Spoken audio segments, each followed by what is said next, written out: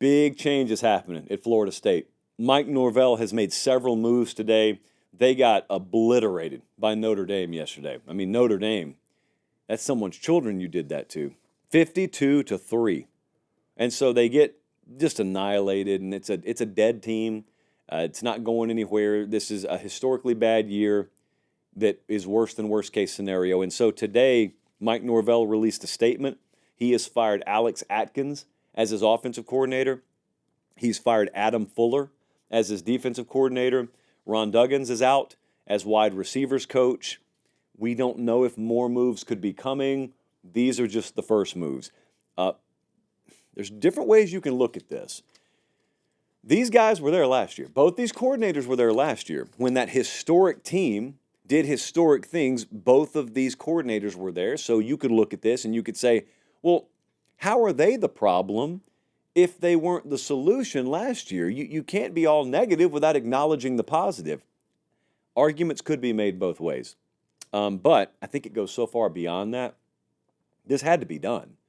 And it had to be done because the team is dead. Everything's a mess. And the perception of the program is that it's dead and everything's a mess. Notice I used a different word there. The team is dead. That's indisputable.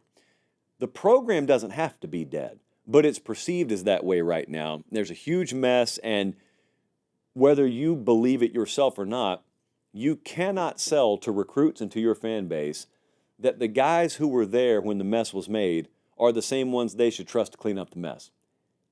And Mike Norvell's not going anywhere. So Mike Norvell is going to be the constant. That means everyone around him is going to have to take a fall. And do they deserve to take a fall? Well, everyone deserves some blame down there.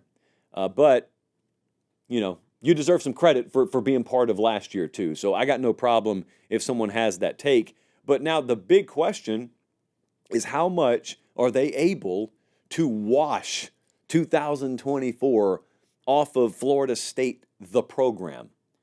The year's lost. The team's dead. It's one of the most embarrassing things at the major college football level that any of us have ever seen. Whether you hate Florida State or love Florida State, it's just been really difficult and mind-boggling to watch. How much does this season, being so off the rails horrible, poison the well of the Florida State program? I have no answer for you because this is so far out of the realm of believability that I don't know what to compare it to. And I think Mike Norvell, in some ways, can benefit from that.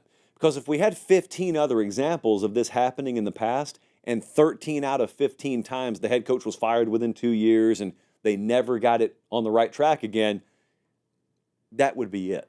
Perception would be reality.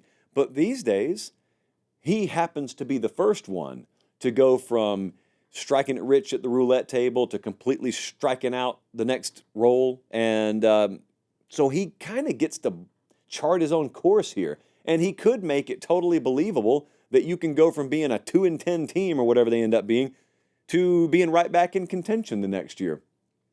He just has to sell it. He has to cast the vision. He has to hire correctly and pay close attention. Look around the country. You got 2 coordinator spots open here, and you got a situation where it's a pretty good place to be. It's a pretty good coach to work for and work under, and it can't get worse. So you're in a situation, if you're a prospective coordinator out there, where you could go to Florida State, make really good money, you could recruit a really good territory, you've got playing time to sell, and also, no matter what you do, it couldn't get worse. So you're guaranteed to improve the situation. I'm excited to see where he goes. I got no names for you tonight. Still very early on in that process, and Mondays when I normally have those calls. But keep an eye on that. Keep a very close eye on that. I know I will.